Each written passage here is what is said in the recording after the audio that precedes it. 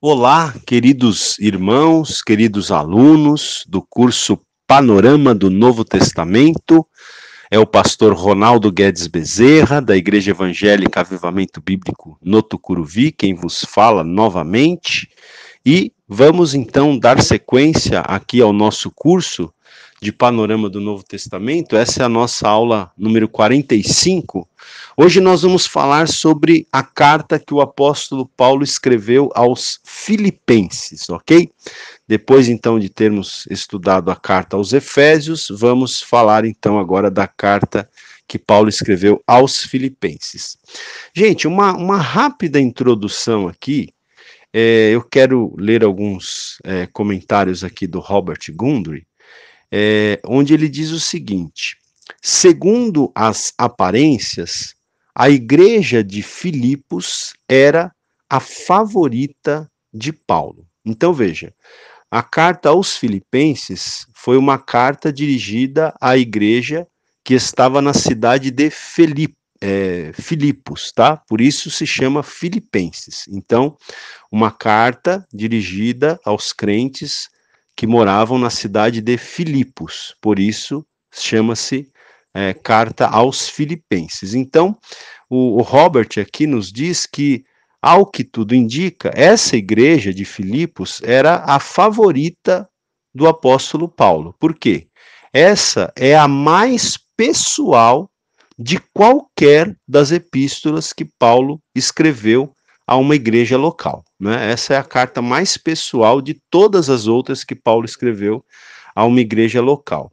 E o que fica claro no texto, quando a gente vai lendo o texto da epístola aos Filipenses, é que Paulo ele estava preso, né? Ele era prisioneiro quando ele escreveu essa epístola, né? Você pode notar isso no capítulo 1, no versículo 7 e também no versículo 13, não é? E o Robert Gundry aqui, ele no livro dele, ele faz um vasto comentário aqui, não é, discorrendo para verificar, né, em que lugar Paulo estava preso, né, quando ele escreveu essa epístola. E depois de vários comentários, de vários argumentos, ele chega à conclusão que o ponto de vista tradicional, que diz que Paulo escreveu de Roma a epístola aos Filipenses, continua sendo o melhor, tá? Então, ao que tudo indica, Paulo escreveu a carta aos Filipenses quando ele estava preso em Roma, ok? Mas o fato é que quando ele escreveu essa carta, ele estava de fato preso. Bom, vamos lá, gente, vamos para o texto. Nós temos essa carta, ela é composta de 4 capítulos, né? Não é uma carta muito extensa. No entanto, é uma carta maravilhosa. Eu estava lendo aqui, estudando para gravar essa aula e eu mais uma vez fiquei encantado, não é? Realmente as cartas do apóstolo Paulo é para serem lidas e relidas e que nós dediquemos bastante tempo para meditar nelas, porque realmente são fantásticas, né? Aqui no capítulo 1, gente, eu quero destacar, né? O Paulo ele começa fazendo uma saudação, né? Como é costume, como é característico dele, ele faz um prefácio, uma saudação, e na sequência ele vem fazendo também ação de graças, né? E súplicas em favor dos filipenses. Então ele ora ao Senhor, né? Ele declara aqui o que ele pede a Deus, né? Pelos filipenses e também agradece a Deus pela vida dos filipenses. E eu quero destacar então aqui algumas coisas que me chamaram a atenção nessa parte inicial da epístola aqui. Então, por exemplo, no versículo 5, ele comenta, né, sobre a vossa cooperação no evangelho desde o primeiro dia até agora. Então veja que Paulo reconhece a cooperação da igreja de Filipos, não é? Desde o primeiro dia até agora, né? E ele faz aqui no versículo 6, Paulo escreveu um texto que é muito conhecido, né, muito bonito, eu quero ler aqui. Paulo diz assim aos Filipenses: estou plenamente certo de que aquele que começou boa obra em vós há de completá-la até o dia de Cristo Jesus, né? Que texto maravilhoso. E eu creio que esse texto ele diz respeito a todos nós, né? Aquele que começou uma boa obra nas nossas vidas, ele haverá de completar essa obra.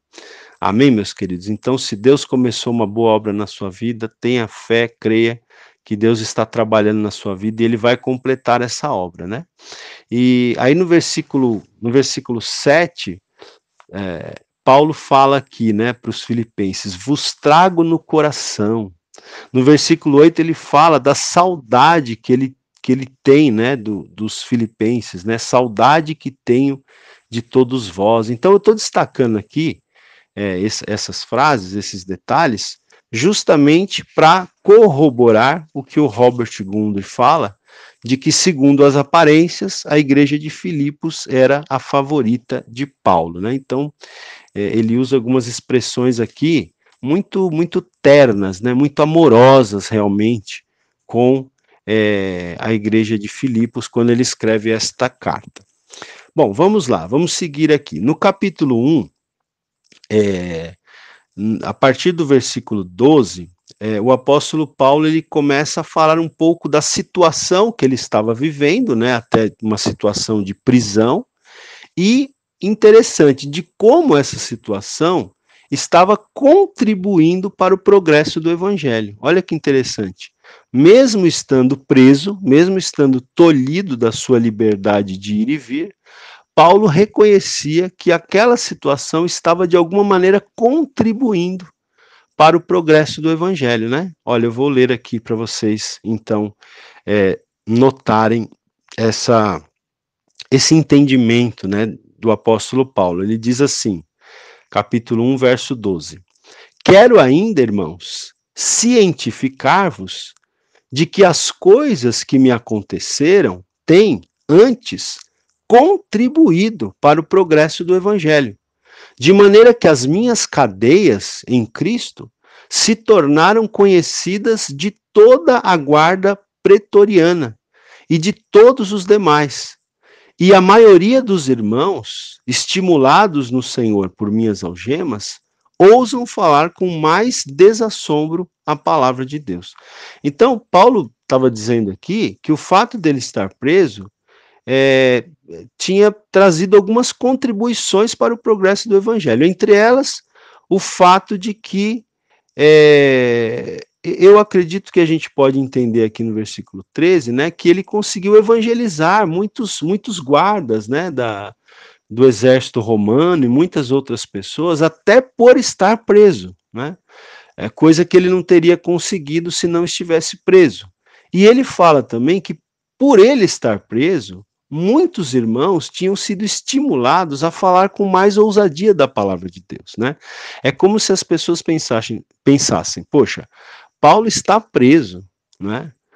Por pregar o evangelho, por amor a Cristo, por que que eu não posso pregar o evangelho, né? Seria uma vergonha para mim deixar de pregar o evangelho com ousadia, tendo em vista que Paulo está até preso por ter pregado o evangelho, né? Então, Paulo diz aqui que as pessoas estimulados, né, no Senhor por minhas algemas, ousam falar com mais desassombro a palavra de Deus. Então, as pessoas começaram, até pelo fato de Paulo estar preso, começaram a falar com mais ousadia, né, da palavra de Deus.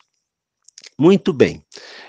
Ainda aqui no capítulo 1, gente, eu quero destacar, né, um dizer aqui do apóstolo Paulo, em que ele diz o seguinte, aqui no versículo 10, eu vou pegar na parte B do versículo 10, desculpa, do versículo 20, tá? A parte B do versículo 20 do capítulo 1, ele diz assim: com toda ousadia, como sempre, também agora será Cristo engrandecido no meu corpo, quer pela vida, quer pela morte. Olha aqui, que linda, né, frase que o apóstolo Paulo escreveu.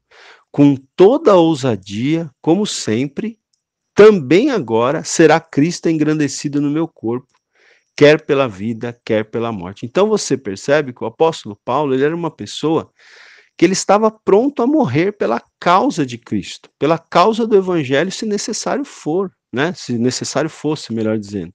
Ele estava pronto, né? Você vê que o apóstolo Paulo era uma pessoa que realmente que tinha entregue a sua vontade, né, gente? Ele já não pensava mais nele mesmo, ele não pensava mais nos desejos dele, nos sonhos dele, vamos dizer assim. O sonho dele era fazer a vontade de Deus. O sonho dele era levar o evangelho de Cristo para a maioria das pessoas, para o máximo de pessoas que ele pudesse, ainda que para isso ele tivesse que pagar com a própria vida, né? Então, ele diz aqui, ó, com toda a ousadia, como sempre, né?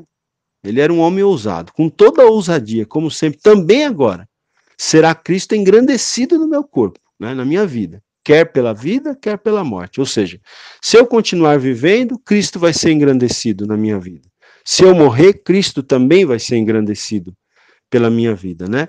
E é nesse contexto que ele fala também aquele versículo famoso, em que ele diz assim: porquanto, para mim, o viver é Cristo e o morrer é lucro, né? Então Paulo fala, para mim, o viver é Cristo, né? A minha vida se resume em Cristo, em fazer a vontade do Senhor, né? Em difundir o evangelho do Senhor Jesus Cristo. Para mim, o viver é Cristo e o morrer é lucro, né? O dia que eu morrer, Paulo fala, eu estou no lucro. Por que que ele diz isso? Veja, no versículo 23 ele ainda fala, ora, de um e de outro lado estou constrangido, tendo o desejo de partir e estar com Cristo, o que é incomparavelmente melhor. Mas por vossa causa é mais necessário permanecer na carne, né? Ou seja, no corpo. Então ele fala, né? De um e de outro lado estou constrangido, ou seja, ele tanto às vezes tem o desejo de partir, né? De morrer mesmo, de partir, porque ele sabe que quando ele partir ele vai estar com Cristo, e ele diz que estar com Cristo é incomparavelmente melhor, mas por outro lado ele sabe que a igreja precisava dele, né? As igrejas precisavam ainda da liderança dele, do ensino dele, das instruções, das orientações dele. Então ele diz aqui, mas por vossa causa é necessário permanecer ainda, né, na carne, ou seja, no corpo.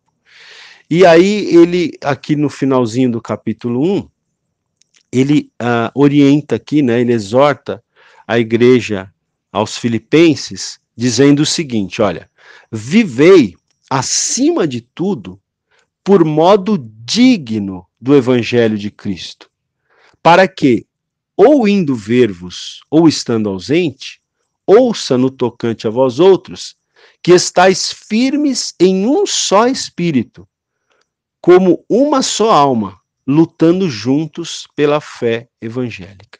Então ele fala aqui, né, que os crentes ali deveriam viver por modo digno do evangelho de Cristo.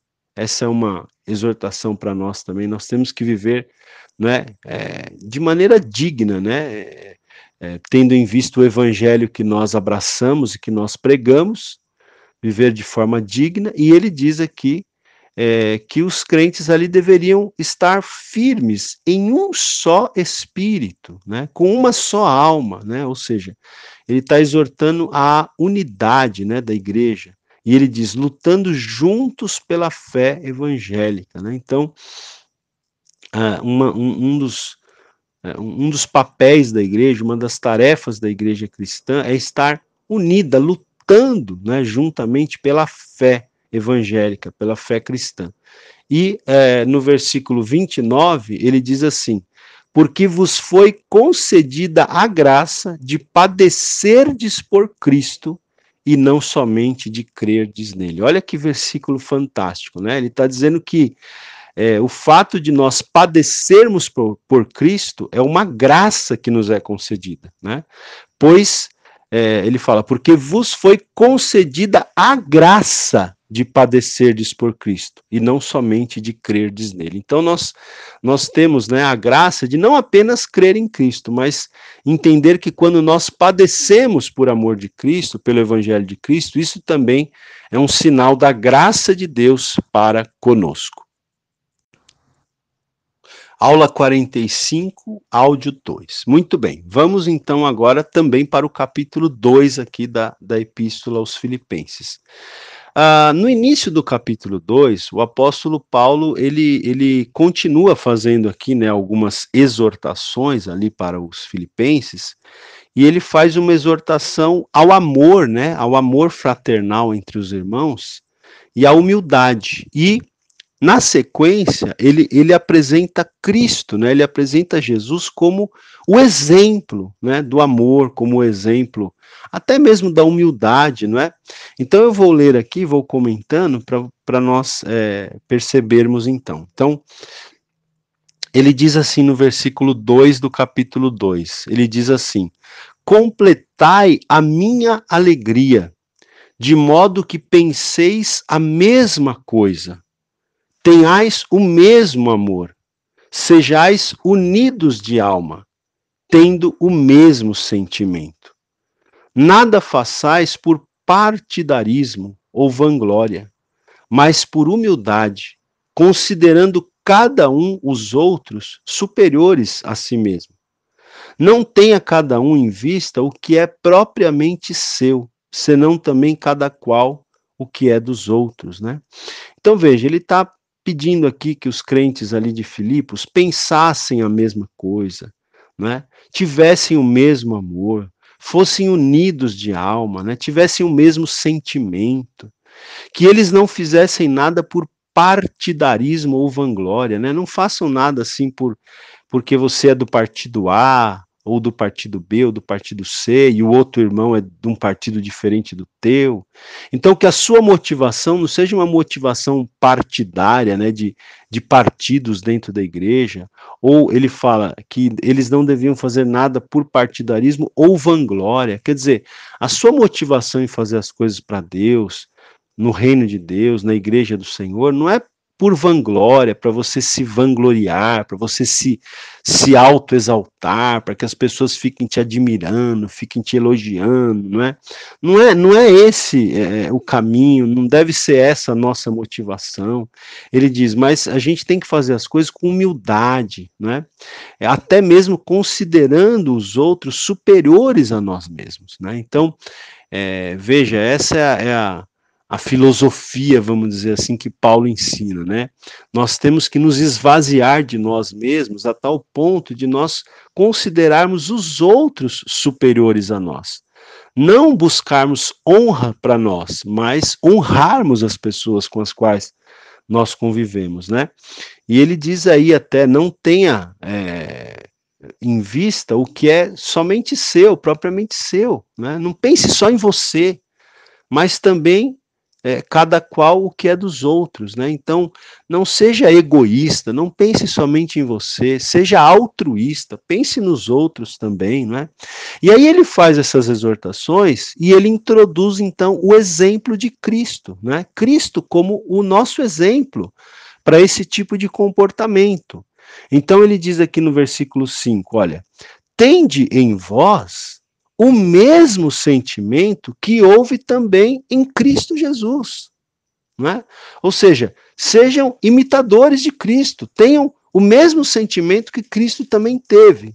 Aí no verso 6, ele vai dizer, então veja, depois, na sequência, para exortar ali os crentes de que eles tinham que ter o mesmo sentimento que houve em Cristo, Paulo vai falar, né, vai dar o próprio exemplo de Jesus. Só que nesse processo de dar Jesus como exemplo para os filipenses, Paulo ele fala coisas profundas aqui do ponto de vista doutrinário, né?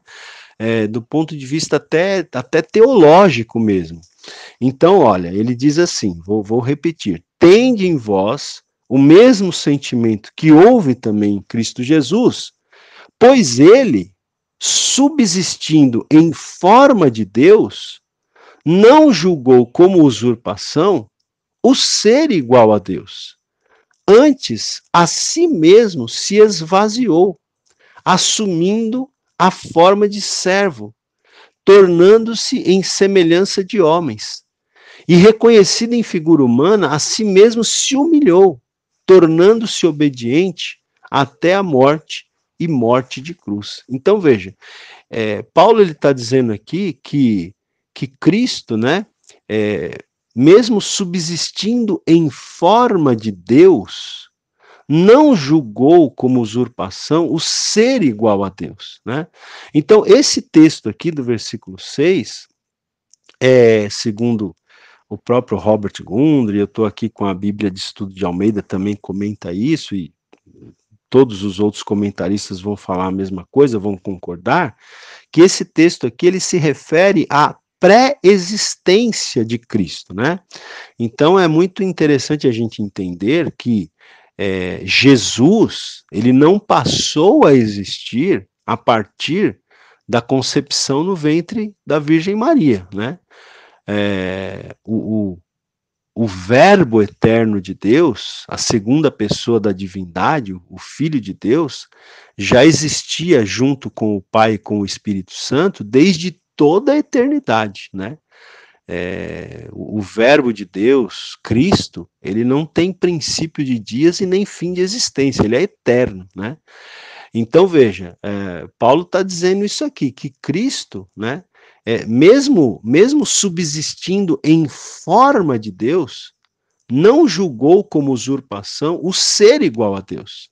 Pelo contrário, ele se esvaziou, né? Então, é como se Paulo tivesse dizendo aqui, se o próprio Cristo se esvaziou, se subsistindo em forma de Deus, ele não julgou como usurpação o ser igual a Deus, ele não fez disso uma condição a qual ele deveria se aferrar, né, se apegar, se o próprio Cristo agiu assim, se ele agiu dessa maneira se esvaziando, assumindo a forma de servo, tornando-se em semelhança de homens, então nós também temos que nos humilhar. Se Cristo se humilhou, se Cristo se esvaziou, quem somos nós para ficarmos arrogantes, para ficarmos soberbos, para ficarmos jactanciosos, né? É isso que Paulo está falando aqui. Mas à medida que ele vai falando do exemplo de Cristo, ele vai introduzindo assim alguns elementos, né?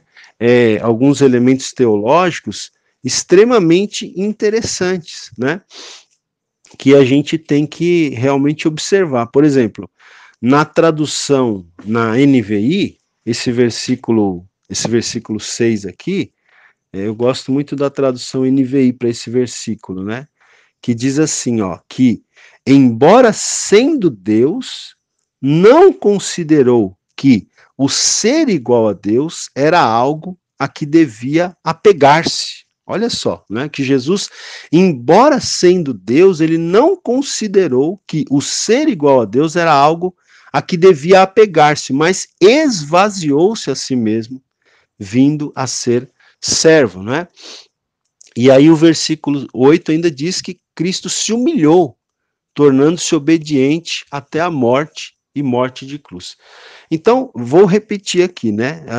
À medida que o apóstolo Paulo vai dando o exemplo de Cristo, ele vai também colocando elementos doutrinários e teológicos muito profundos. Por exemplo, aqui ele diz que Cristo se esvaziou, né?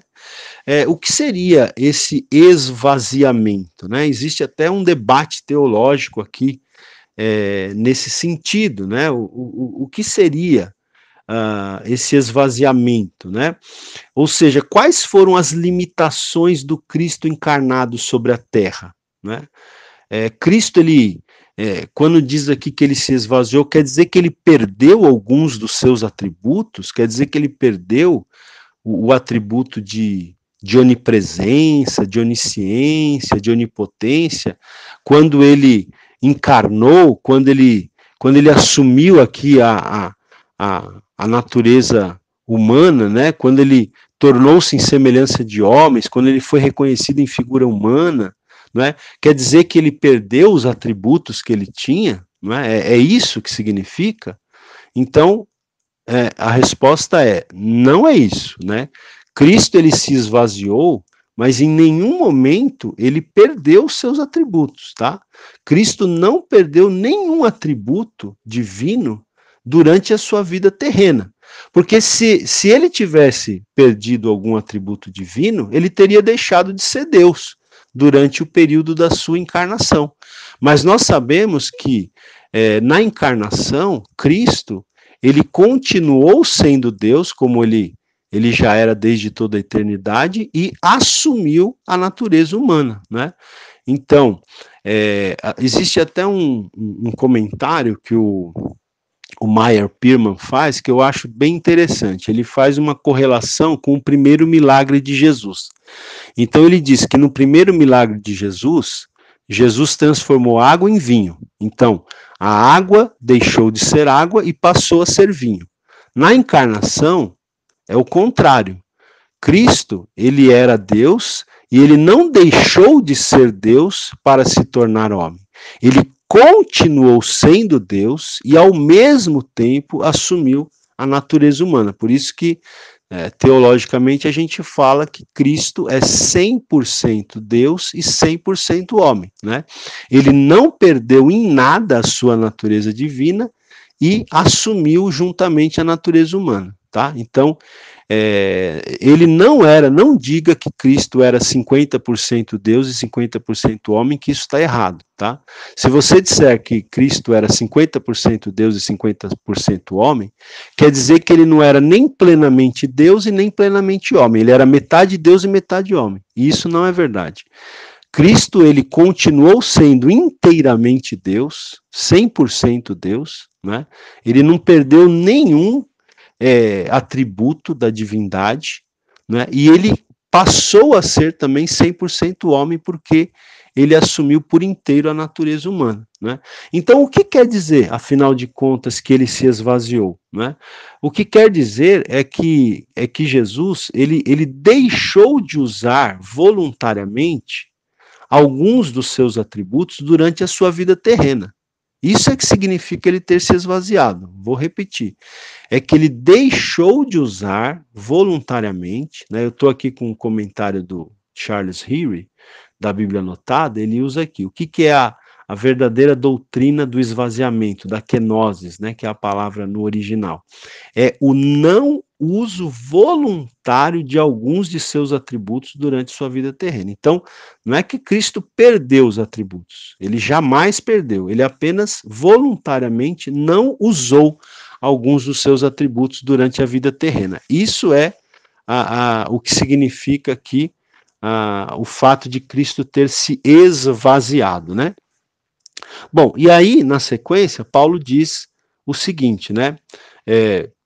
Então diz que ele se esvaziou, que ele assumiu a forma de servo, que ele se humilhou, que ele foi obediente até a morte e morte de cruz, e aí continua Paulo, pelo que também Deus o exaltou sobremaneira e lhe deu o nome que está acima de todo nome. Então, pelo fato de Cristo ter se humilhado, né, ter obedecido à vontade do Pai para dar a sua vida em resgate da humanidade, por esse fato, então também Deus o exaltou sobremaneira e lhe deu o nome que está acima de todo nome, para que ao nome de Jesus se dobre todo o joelho, nos céus, na terra e debaixo da terra, e toda língua confesse que Jesus Cristo é Senhor, para a glória de Deus Pai. Então, que texto maravilhoso, né, gente? Veja que antes da exaltação vem a humilhação, né? Antes de Cristo ser exaltado, ele se humilhou, né? Então, fica uma aplicação prática para nós, né? Muitas vezes as pessoas querem ser exaltadas, mas elas querem ser exaltadas sem passarem pelo processo de se humilhar primeiramente, né? Então, se você quer ser exaltado por Deus, primeiro se humilhe debaixo da poderosa mão de Deus, para que ele a seu tempo vos exalte, como diz o texto bíblico, né? Então, nós temos aqui o texto que está dizendo que Cristo recebeu um nome que está acima de todo nome, né? E que diante do nome de Jesus, todo joelho, né, vai se dobrar, né, nos céus, na terra e debaixo da terra, e toda língua há de confessar Jesus Cristo como Senhor para a glória de Deus Pai. É realmente um texto belíssimo, profundo, te aconselho a ler e estudar melhor esse texto.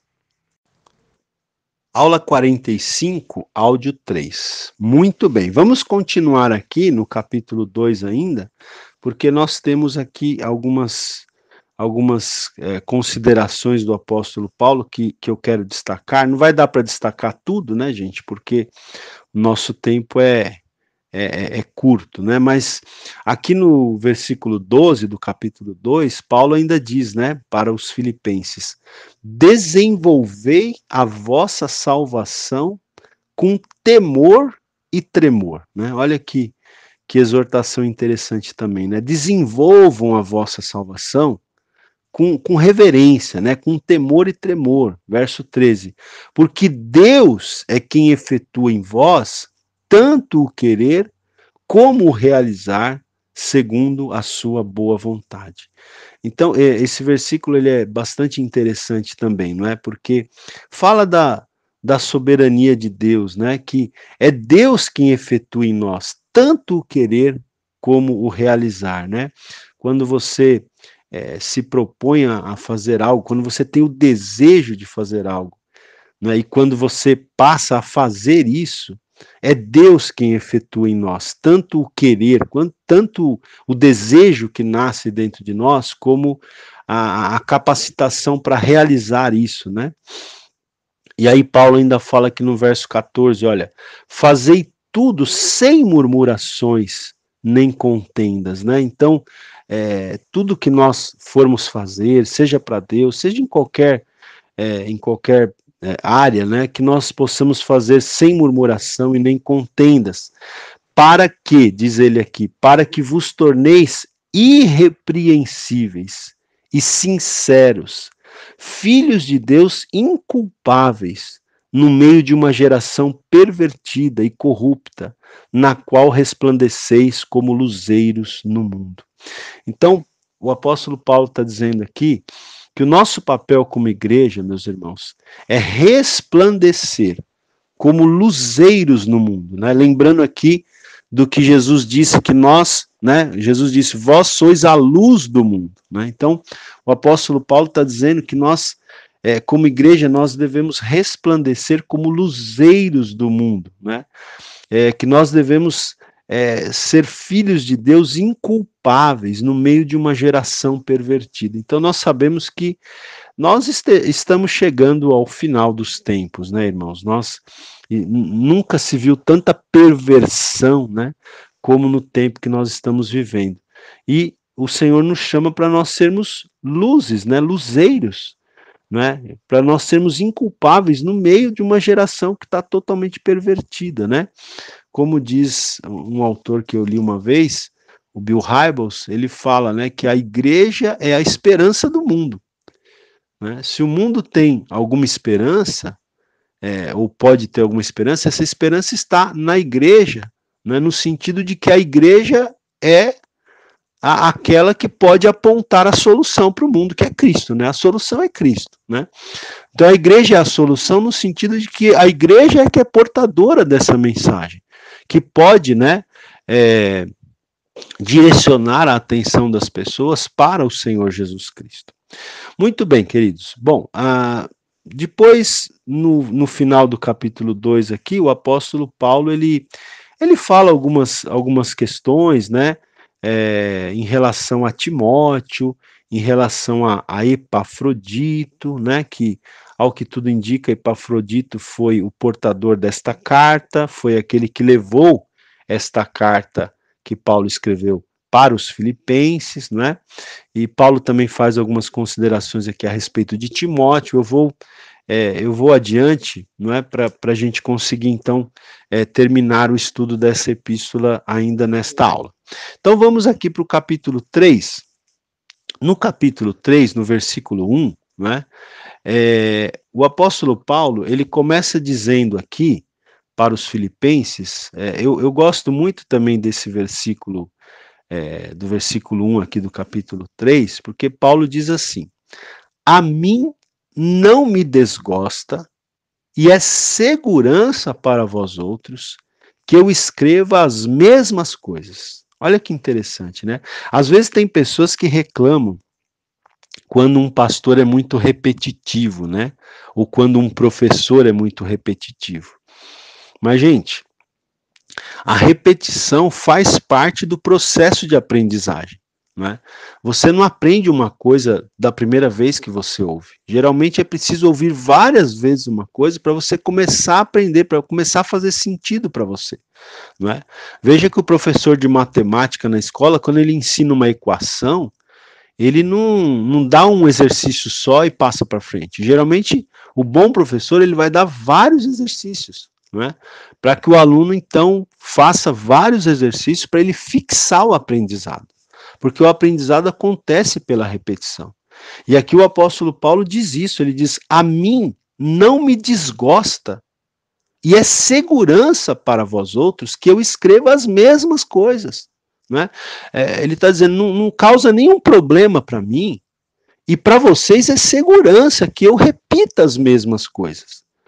E aí no versículo 2, ele vai começar a tratar da questão dos falsos mestres, e em especial aqui, não ao que tudo indica, Paulo está falando em relação aos judaizantes. Lembra aqueles judaizantes que ele falou, né, contra os judaizantes ali na carta aos Gálatas, né? Então, mais uma vez aqui, ele vai falar, não vai alertar os crentes ali de Filipenses, né? Ele já tinha alertado os crentes lá da Galácia, né? Aqui ele está exortando os crentes de Filipos para que tomem cuidado com esses judaizantes, com aquelas pessoas que achavam que a salvação era por meio da observância da lei de Moisés, da lei do Antigo Testamento, né?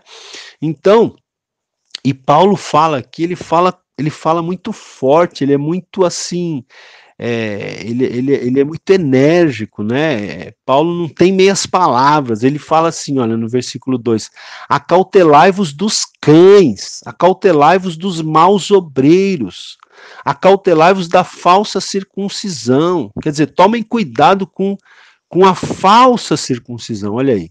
No caso aqui, uma referência aos judaizantes, né? Então, tomem cuidado.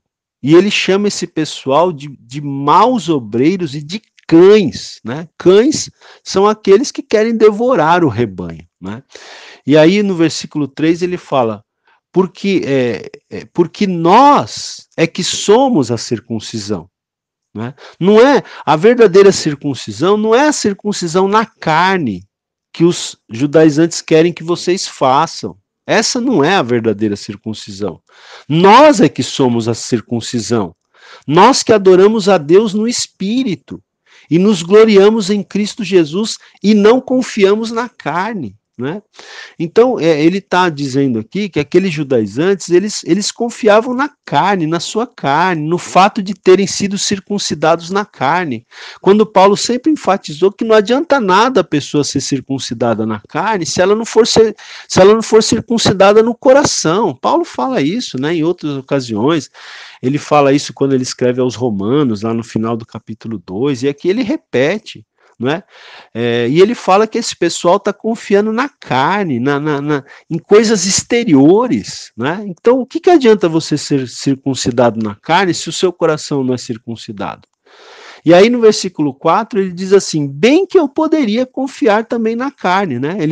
Ele fala que os judaizantes confiam na carne, e aí ele começa a dizer aqui, eu poderia confiar na carne se eu quisesse. Né? Se qualquer outro pensa que pode confiar na carne, eu ainda mais. E aí ele diz por quê?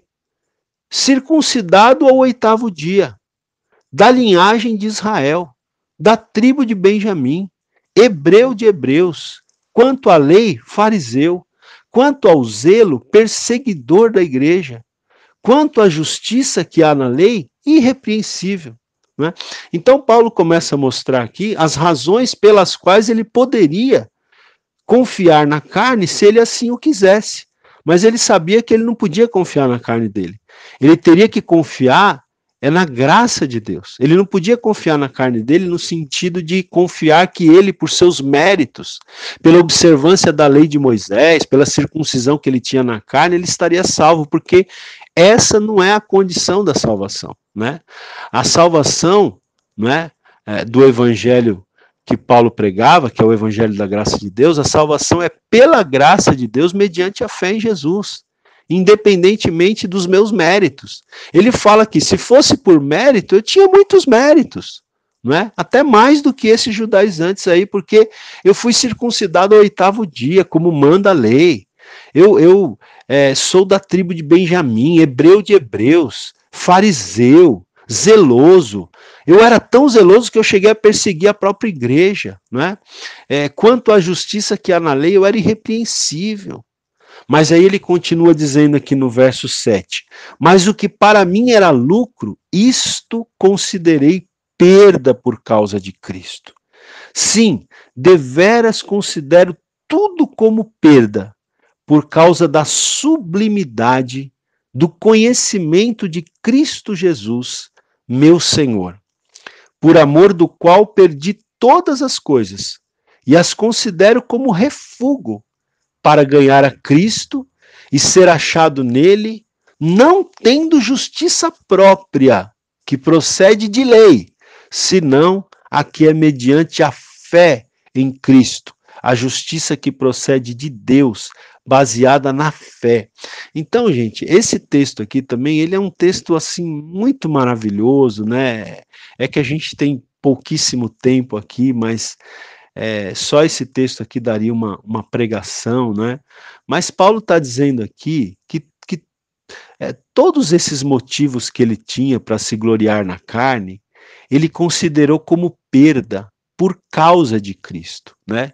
Ele diz aqui que ele considerou tudo isso como perda por causa da sublimidade do conhecimento do Senhor Jesus, né? Conhecer o Senhor Jesus é algo tão sublime que vale a pena você renunciar tudo mais, né? Você renunciar todo o resto, é isso que ele está falando. E ele diz que tudo mais, todo o status que ele tinha, né? Como fariseu, como uma pessoa que era irrepreensível ali na observância da lei de Moisés, tudo isso ele diz que considerava agora como refúgio, como esterco, só pela oportunidade de poder ganhar a Cristo, de ser achado em Cristo, né? Veja, no verso 10 ele fala, para o conhecer e o poder da sua ressurreição, né? Para conhecer o poder da sua ressurreição e a comunhão dos seus sofrimentos, conformando-me com ele na sua morte, para de algum modo alcançar a ressurreição dentre os mortos, né? Então, queridos, realmente é maravilhoso esse texto aqui, né? Esse texto me faz lembrar daquela parábola que Jesus contou, né? Da pérola de grande valor, né? Uma pessoa que negociava pérolas e um dia ele encontrou uma pérola que ele nunca tinha visto, uma pérola maravilhosa, uma pérola de grande valor.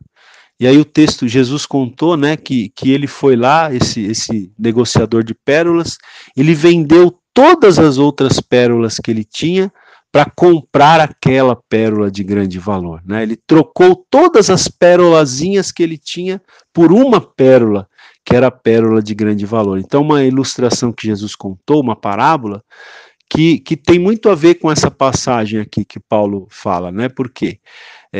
Cristo é a pérola de grande valor, né? O evangelho da graça de Deus é a pérola de grande valor. E tudo que você deixar para trás para ter Cristo, para ter o evangelho, para ter essa pérola de grande valor, vale a pena você deixar tudo, todas as outras pérolazinhas, não é? Seja o que for, pode ser até um status, né? Como Paulo, ele era um homem de status, ele era um fariseu, ele era um perseguidor da igreja, ele tinha moral diante dos fariseus, né? Ele era respeitado pelos fariseus, até por ser um perseguidor da igreja, né? Possivelmente um membro do Sinédrio, segundo alguns acreditavam, mas ele disse que abandonou tudo isso, né? Ele considerou tudo isso como refúgio, como esterco. Ele abriu mão de todas essas pérolazinhas para ele poder receber, abraçar a pérola de grande valor que é o Senhor Jesus Cristo. Então eu quero te incentivar depois a ler esse texto com bastante calma e deixar o Espírito Santo falar ao teu coração. Aula 45, áudio 4. Vamos lá. Aqui no capítulo 3 ainda, nós temos outro texto, né, que está na sequência desse que eu acabei de ler com vocês, que é um texto também maravilhoso, Filipenses 3,12. Paulo diz, não que eu o tenha já recebido, ou tenha já obtido a perfeição, mas prossigo para conquistar aquilo para o que também fui conquistado por Cristo Jesus. Olha que lindo, né? Ele fala aqui que ele sabe que ele ainda não obteve a perfeição, mas que ele prossegue para conquistar aquilo para o que ele foi conquistado. Então, gente, Cristo nos conquistou para que nós também conquistemos, né? Eu prossigo para conquistar aquilo para o que eu fui conquistado. Verso 13. Irmãos, quanto a mim, não julgo havê-lo alcançado, mas uma coisa faço, esquecendo-me das coisas que para trás ficam e avançando para as que diante de mim estão, prossigo para o alvo, para o prêmio da soberana vocação de Deus em Cristo Jesus. Então nós temos que ser imitadores de Paulo aqui nesse sentido, né, irmãos? Nós temos que prosseguir para o alvo. O nosso alvo é Cristo, o nosso alvo é a salvação, o nosso alvo é vivermos eternamente com Deus. E enquanto isso não chega, né? Quanto esse momento não chega, nós temos que, então, viver aqui nesse mundo segundo a vontade de Deus, sendo luz para esse mundo, né? Então, ele diz aqui, no processo de seguir para este alvo, ele diz aqui, uma coisa eu faço, eu me esqueço das coisas que para trás ficam e avanço para as que diante de mim estão. Então, meu irmão, isso aqui é uma aplicação para nós, né? Nós temos que sair do passado, né? Saia do passado, né? Tem pessoas que ficam no passado, não conseguem sair do passado, né?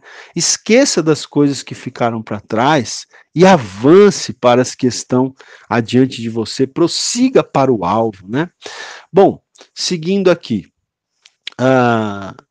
nós vamos agora para o finalzinho do capítulo 3, é bem interessante, olha o que Paulo fala aqui no versículo 17, irmãos, sede imitadores meus, e observai os que andam segundo o modelo que tendes em nós. Veja, Paulo está aqui se colocando como um modelo a ser seguido, né? Sede imitadores meus, né? Aquela pergunta que a gente sempre faz, será que nós podemos falar isso? Será que nós podemos falar para as pessoas nos imitarem, né? E ele diz aqui no versículo 18, pois muitos andam entre nós, dos quais repetidas vezes eu vos dizia, e agora vos digo, até chorando, que são inimigos da cruz de Cristo. Então, Paulo está falando que existiam alguns que andavam entre eles, não é? Mas que eram inimigos da cruz de Cristo. E Paulo diz aqui, eu vos digo isso até chorando. Não é? Gente, veja como as coisas, né?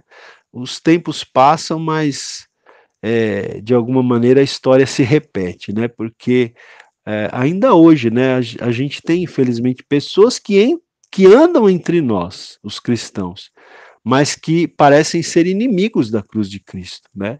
E Paulo dizia isso aqui para eles, ele fala, eu digo isso até chorando, né? Mas ele também diz que esses, né, o destino deles é a perdição, o Deus deles é o ventre, e a glória deles está na sua infâmia, visto que só se preocupam com as coisas terrenas. Bom, gente, capítulo 4, vamos lá que a gente precisa concluir essa aula ainda hoje, né? Olha, aqui no capítulo 4, primeiro Paulo faz um apelo para que duas irmãs ali da igreja de Filipos, vamos dizer assim, que elas andassem em unidade, né? Acho que elas estavam tendo alguma dificuldade com isso, que era a Evódia e a Sintique, tá? Tá aí no texto.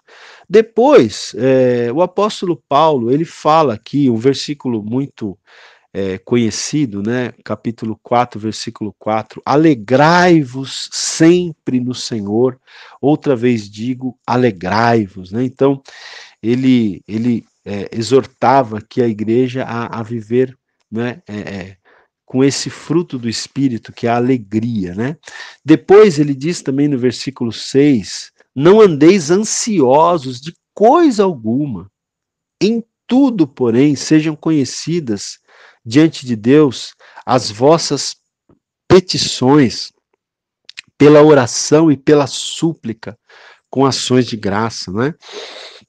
Então, esse texto aqui do capítulo 4 é um daqueles textos em que a Bíblia nos ensina que a gente não deve andar ansioso, né, gente? Não deve andar preocupado, não deve andar inquieto, não andeis ansiosos de coisa alguma.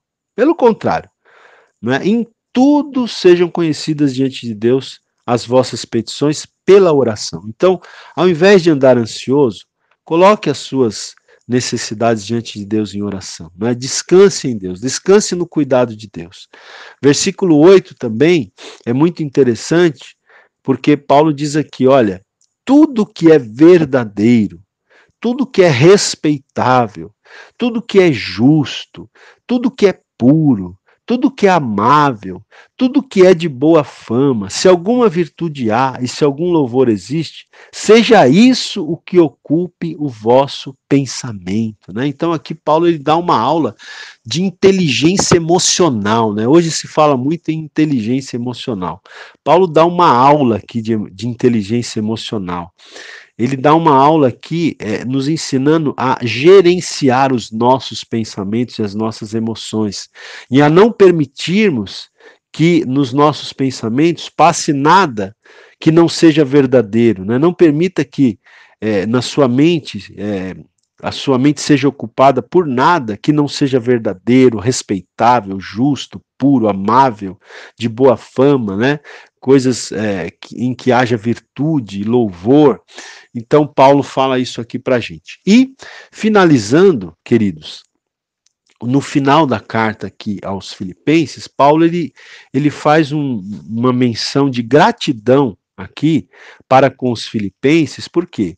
Porque os filipenses tinham enviado para Paulo uma oferta, né, uma oferta em dinheiro. Né? A igreja de Filipos era uma igreja que tinha o coração aberto para semear na obra de Deus, tinha o coração aberto para semear, inclusive na vida do apóstolo Paulo, né? E Paulo, então, ele escreve aqui para eles, ó, eu vou ler aqui, Filipenses 4:10, ele diz assim, alegrei-me sobremaneira no Senhor, porque agora, uma vez mais, renovastes a meu favor o vosso cuidado, o qual também já tinhais antes, mas vos faltava oportunidade. Então veja que não era a primeira vez que a igreja de Filipos mandava uma oferta para Paulo, cuidava de Paulo, né? Nesse sentido. E ele continua aqui dizendo, Paulo diz assim, digo isto não por causa da pobreza, porque aprendi a viver contente em toda e qualquer situação. Tanto sei estar humilhado, como também ser honrado. De tudo e em todas as circunstâncias, já tenho experiência, tanto de fartura como de fome, assim de abundância como de escassez. Tudo posso naquele que me fortalece, né? Então ele tá dizendo aqui, esse texto é muito interessante, gente. Precisa de um estudo com mais calma, eu te incentivo a fazer isso depois, né? Mas Paulo ele diz aqui, né, que ele tinha aprendido a viver contente em toda e qualquer situação. Ele sabia estar humilhado ou honrado, ele sabia viver com fartura ou com escassez. Por quê? Ele diz, porque eu posso tudo naquele que me fortalece, né? Isso aqui é uma lição, gente, fantástica para nós, né? Aprendi a viver contente em toda e qualquer situação, né? E quanto a nós, irmãos, será que nós temos aprendido a viver contente em toda e qualquer situação? Às vezes a gente só vive contente quando as coisas estão saindo do jeito que a gente quer, né? Quando tem bastante dinheiro, quando tem bastante saúde, quando temos tudo em abundância, aí a gente, em tese, a gente está contente, né? Mas quando faltam as coisas, será que a gente tem aprendido a viver contente, né? Satisfeito em toda e qualquer situação, né? Imaginando que a fonte do nosso contentamento, da nossa alegria, é o nosso Deus, é o nosso Senhor Jesus Cristo, né? Então veja, o apóstolo Paulo, ele está dizendo aqui, né, que ele estava aqui feliz, né? Não por causa não por causa da pobreza, né? Não era por isso. Embora ele diz aqui no versículo 14, todavia fizestes bem, associando-vos na minha tribulação, né? E aí no versículo 15, ele diz assim, e sabeis também vós, ó Filipenses, que no início do evangelho, quando parti da Macedônia, nenhuma igreja se associou comigo no tocante a dar e receber, senão unicamente vós outros. Porque até para Tessalônica mandastes não somente uma, mas duas, o bastante para as minhas necessidades. Então ele está agradecendo aqui essa igreja de Filipos, ela é uma igreja modelo nesse aspecto, né, gente? No Novo Testamento nós temos algumas igrejas modelos em algumas áreas, né? Por exemplo, quando você fala da igreja de Antioquia, que está relatada lá em Atos, capítulo 13, em outros capítulos lá de Atos, você fala de uma igreja que é um modelo como igreja missionária. A igreja de Antioquia é um modelo como uma igreja missionária. E a igreja de Filipos é um modelo como uma igreja que era aberta para contribuir. Era uma igreja que tinha o coração aberto para abençoar a vida do apóstolo Paulo através das ofertas, né? Era uma igreja que tinha o coração gracioso para dar, né? Para contribuir, para repartir, né? Então, o apóstolo Paulo está agradecendo aqui a igreja, né? E ele diz aqui, olha, ele diz aqui que os filipenses fizeram isso, né, não apenas uma vez, mas mais de uma vez, né? E aí ele diz assim no versículo 17: não que eu procure o donativo, mas o que realmente me interessa é o fruto que aumente o vosso crédito. Então ele está falando aqui que não é que ele estava procurando o donativo, não é por causa da pobreza, né? Mas o que realmente interessava a Paulo era o fruto que aumentaria o crédito dos filipenses. Porque Paulo é como ele disse: eu aprendi a viver contente em toda e qualquer situação. Se a oferta não tivesse chegado, ele ia continuar vivendo contente, ele sabia que Deus ia suprir de alguma maneira. Mas ele estava feliz porque essa atitude dos filipenses aumentaria o crédito deles diante do Senhor, vamos dizer assim, né? As bênçãos de Deus viriam sobre eles, pelo fato de eles terem semeado na vida do apóstolo Paulo. Então, isso é o que acontece quando nós somos, né, temos o coração aberto para semear na obra do Senhor. E ele continua aqui dizendo, né, ele continua, por exemplo, no versículo 19, também é um texto bem conhecido, Paulo fala assim: e o meu Deus, segundo a sua riqueza em glória, há de suprir em Cristo Jesus cada uma de vossas necessidades. Então, é como alguns comentaristas dizem, né? Esse versículo 19, ele foi escrito tão somente para a igreja de Filipos, né? Ele não foi escrito para nenhuma outra igreja. Por que que ele não foi escrito para nenhuma outra igreja, né? E foi escrito tão somente para a igreja de Filipos? Porque foi uma igreja, não é? Não vou dizer que era a única, mas foi uma igreja que tinha realmente o coração aberto, não é, para semear. Por isso, essa promessa de Deus aqui. O meu Deus, segundo a sua riqueza, não é segundo a riqueza dos homens, não, segundo a riqueza dele em glória, há de suprir em Cristo Jesus cada uma das vossas necessidades. Então, quando nós ofertamos, quando nós contribuímos na obra do Senhor, Deus ele também se encarrega de suprir, né, cada uma das nossas necessidades, mas não segundo qualquer riqueza, mas segundo a riqueza de Deus, né? E é isso daí, meus queridos. E depois, nos versículos seguintes, Paulo termina aqui a epístola aos Filipenses. Deus abençoe você. Até a próxima aula, permitindo Deus.